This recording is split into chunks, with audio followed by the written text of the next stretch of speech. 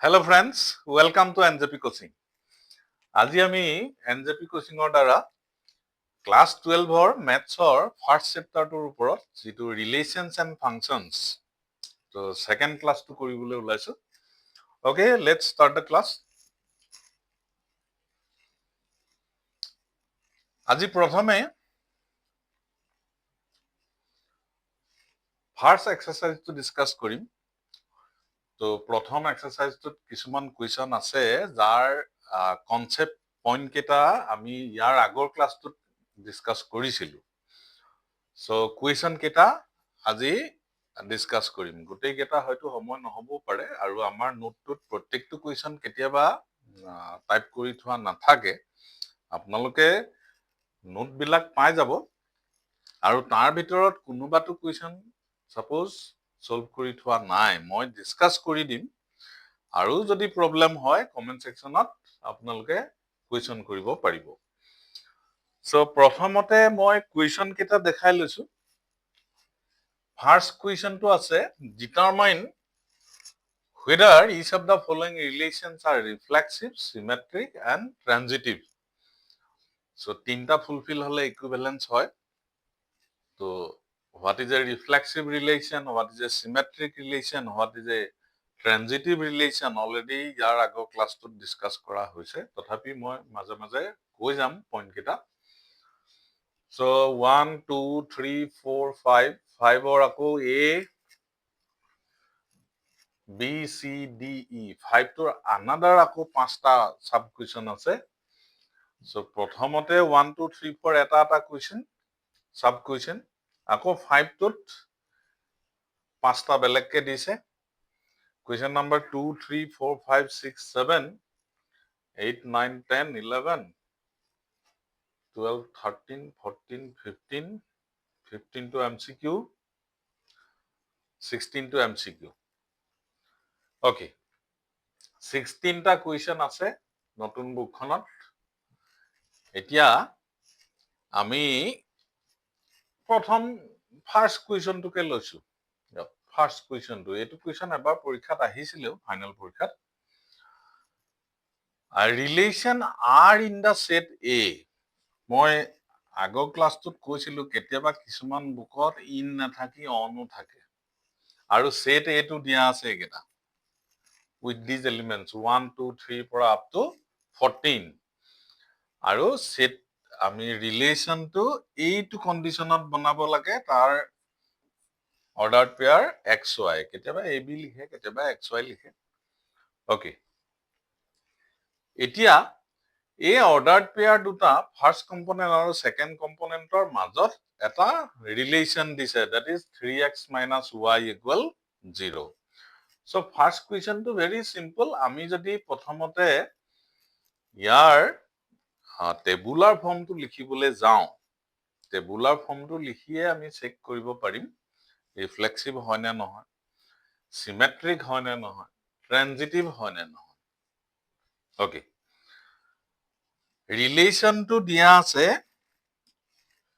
3x - y = 0 এটা blank page উলাই লৈছো ব্ল্যাঙ্ক পেজ এটা উলাই লৈছো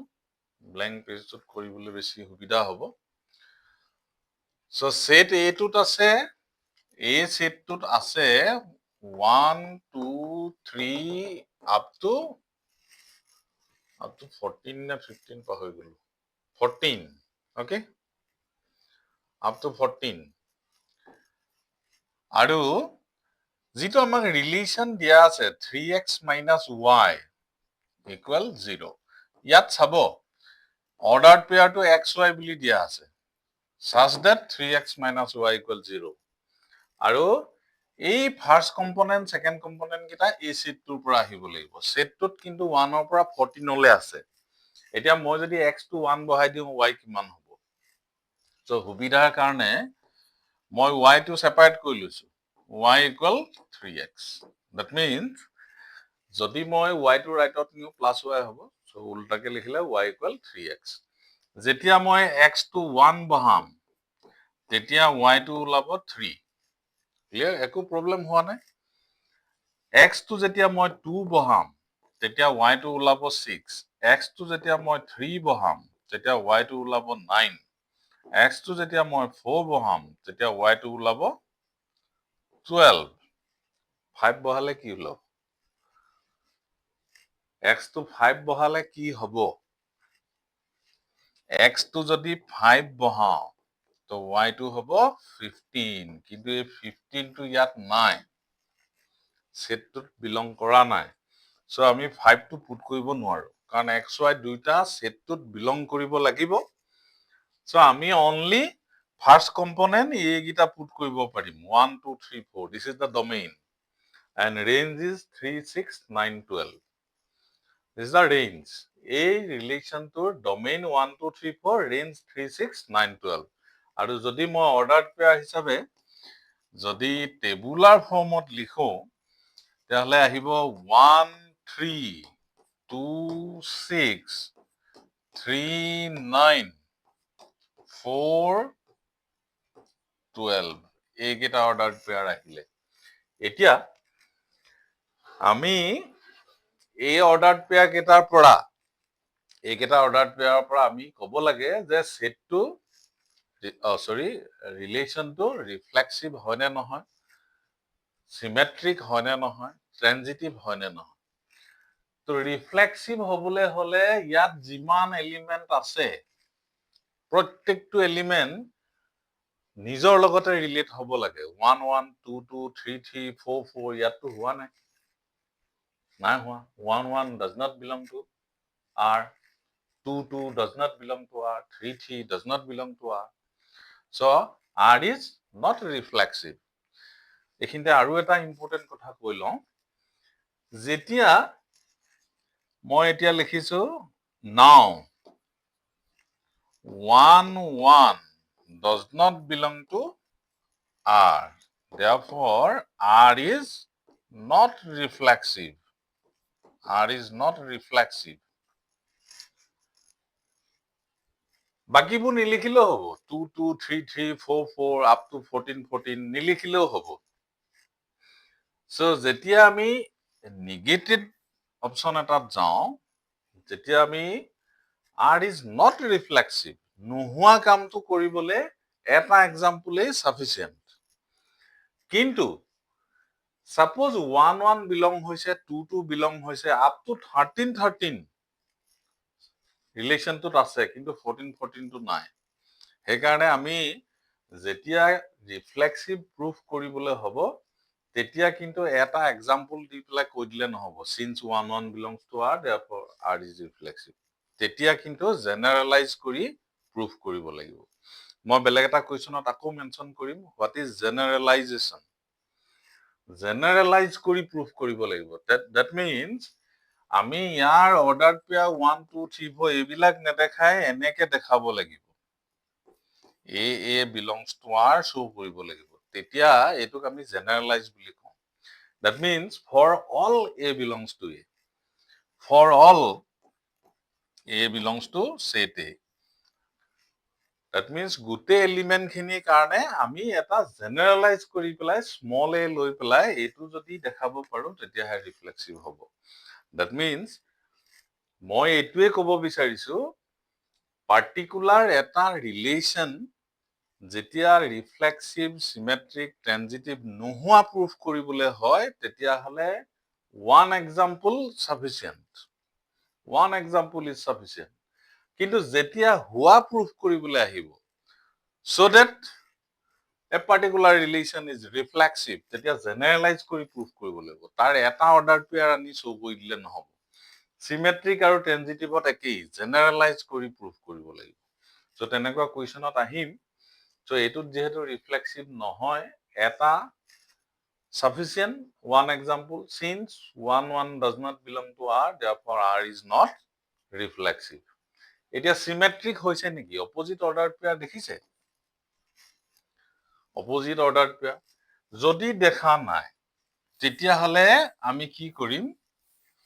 এতিয়া নেক্সট পইণ্টত আকৌ লিখিম R is not symmetric এটা এক্সাম্পলে হ'ব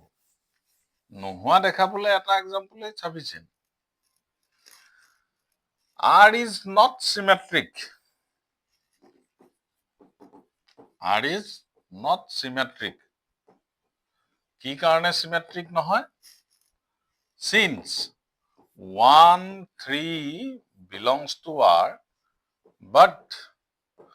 3, 1 does not belong to R. So এটা example হৈ গ'ল enough. বাকিবোৰ এইবিলাকৰো নাই 2, 6 opposite pair নাই 3, 9 নাই 4, 12 নাই. So এটা দেখুৱালেই হ'ল. So symmetric নহলে. আচ্ছা এতিয়া আমি চাম transitive হৈছে নেকি? Transitive হৈছে নেকি? তো ট্ৰেনজিটিভৰ কণ্ডিশ্যনটো কেনেকুৱা ধৰণৰ আছিলে? ট্ৰেনজিটিভৰ যিটো কণ্ডিশ্যন আছিলে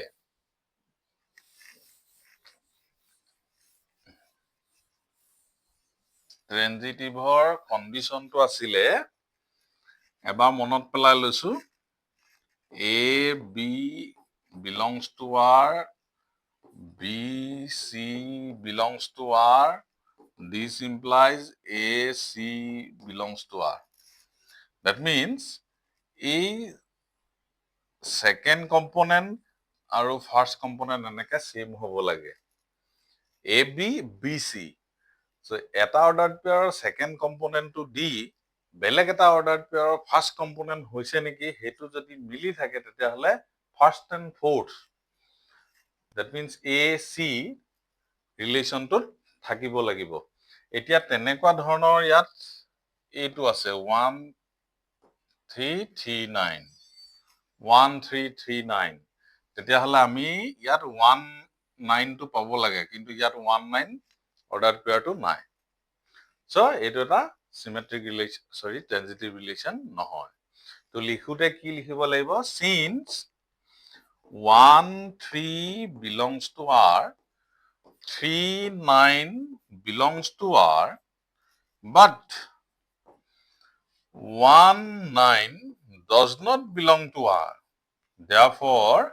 R is not transitive. Okay? আমি তিনটা এনেকে ধৰণে পাই গ'লো so question টো যদি খুব কম মাৰ্ক থাকে তেতিয়া ইমান ডিটেইলছত নিলিখিলেও হ'ব কিন্তু নৰমালি এনেকুৱা ডাঙৰ কুৱেশ্যনো আহে 4 মাৰ্কছ থকা কুৱেশ্যন so আমি কেতিয়াবা এনেকুৱা ধৰণৰ কুৱেশ্যন সিমেট্ৰিক ৰিফ্লেক্সিভ ট্ৰানজিটিভ হয় নে নহয় চেক কৰিব লাগে কেতিয়াবা prove that equivalence or not check কৰিব লাগিব এটা এটাকে so মই বাৰে বাৰে কৈছো এটা কথা যদি এটা পাৰ্টিকুলাৰ ৰিলেশন ইকুইভ্যালেন্স হয় দ্যাট মিন্স ৰিফ্লেক্সিভ সিমেট্ৰিক এন্ড ট্ৰানজিটিভ তিনিওটা কন্ডিশন যদি ফুলফিল হয় তেনেকুৱা ধৰণৰ কুৱেশ্যন কৰোতে অৰ্ডাৰ পেয়াৰটো এক্সাম্পলৰ পানি দেখুৱাই দিলে নহব তাত জেনাৰেলাইজ কৰিব লাগিব XY বা AB অৰ্ডাৰ পেয়াৰ লৈ পেলাই AB BC AC লৈ পেলাই কৰিব লাগিব জেনাৰেলাইজ কৰিব লাগিব তেতিয়াহে হ'ব ওকে ওকে ফ্ৰেণ্ডছ আজিৰ ক্লাছটো সম্পূৰ্ণৰূপে পাবলৈ আৰু লগতে কোৰ্সটোৰ সম্পূৰ্ণৰূপে কোচিং লবৰ বাবে আমাৰ mobile app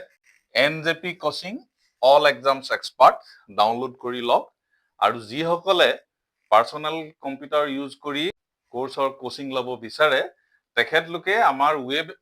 website njpcoaching.in visit কৰক তাতে লগইন কৰিলে আমাৰ ৱেব এপটো ডাউনলোড হ'ব আৰু ইনষ্টল কৰি আপোনালোকে চাব পাৰিব আমাক ইমেইল যোগে হোৱাটসঅ্যাপ নাইবা টেলিগ্ৰাম যোগে আপোনালোকে কন্টাক্ট কৰিব পাৰে আমাৰ ইমেইল আইডি হৈছে njpcoaching@assam@gmail.com আৰু আমাৰ নাম্বাৰ 7002185385 আন এটা নাম্বাৰ আছে 9957563353 okay thank you